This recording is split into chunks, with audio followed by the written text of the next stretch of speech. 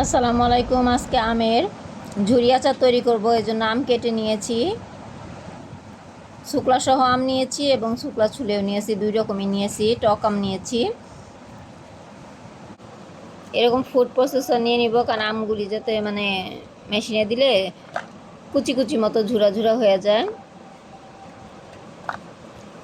সবগুলো এটার মধ্যে দিয়ে নিব।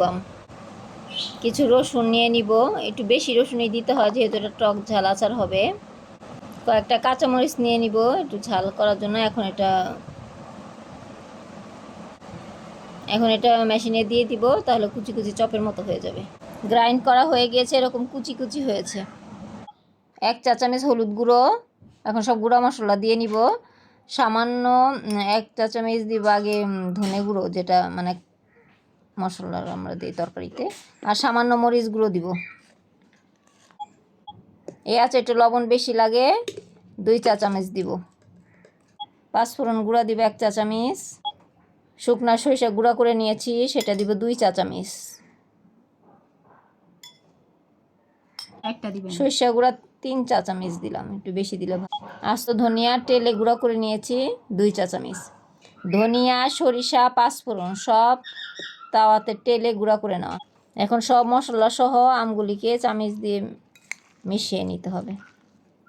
মাখানো হয়ে গিয়েছে। আমি অল্প আম নিয়েছি, সেই পরিমাণে মশলা টেস্ট করে বুঝে আপনারা যে পরিমাণ আম নেবেন সেই পরিমাণে দিবেন। এখন চুলায় সরিষার তেল গরম করে নিয়েছি। গরম করার পর হালকা একটু তাপটা কমে গেলে তারপর এটা দিয়ে দিব।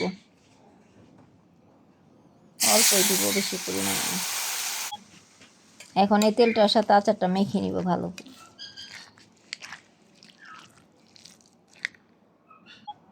আমি যতটুকু আম নিয়েছি 1 চা চামচের মতো, 1 টেবিল চামচের মতো ভিনেগার দিয়ে নিয়েছি, তাহলে আচারটা ভালো থাকবে। আর এখন এটা কাচের একটা সুন্দর শুকনা বোতলে ভরে নিচ্ছি। তবে আমি এটাকে দুইভাবে করব, কাঁচা রাখবো অল্প, আর বাকিটা চুলায় আবার পরে গরম করে একটু সিদ্ধ করে নিব, যাতে দুইটাই থাকে আচার। কাঁচা আম মাখাটা এরকম বোতলে ভরে তারপর তেল দিতে হবে।